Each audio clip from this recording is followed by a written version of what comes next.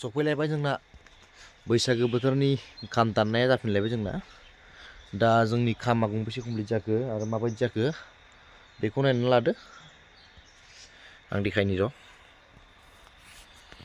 नै बिसोर कमप्लिट जाबाय गासिबो बिसोर जाबाय दा 10 खानसे कमप्लिट जाबाय दा बेखौ नायनि ओरैबायदि मोजां मोजां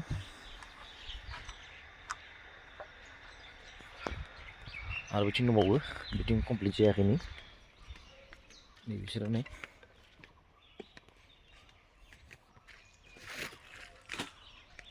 बेखिनि आरो दानगासिनो दंबावो बेखौ जों दानजोबगोन गासिबो दा नोंसोर माबायदि जाखो नुखाबाय नै नायनो हागोन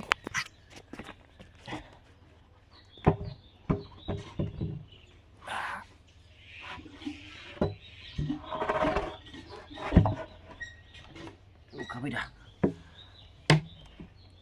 ओरैबायदि मोजाङै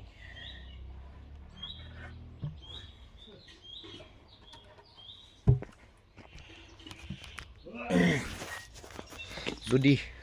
सोरनोबा नांगौबा बिहरनो हागोन आरो जाय जाय बिहरदोंमोन बिसोरो मोनसिगोन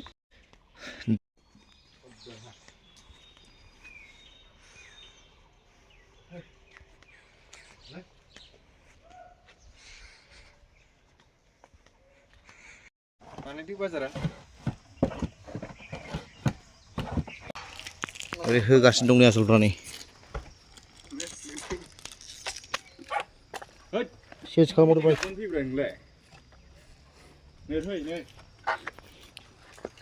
बोलोगोराफोर होख्लायगासिनो दं नै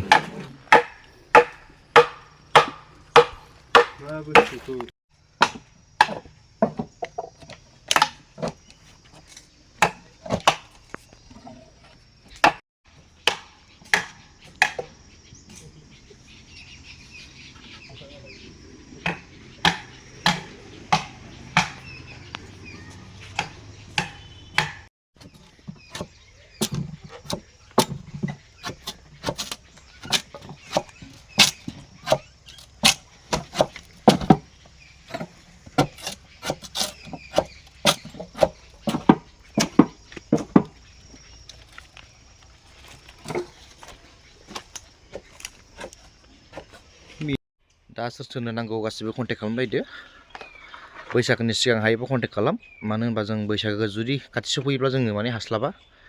इमारजेन्सि जायो दा जों बेसेबांनाखि बैसागोनि सिगां बियो माने नोंस्रा मोजां जागोन आरो मोजां क्वालिटिनि मोनलांगोन जोंबो मोजांखौ हरनो हागोन जुदि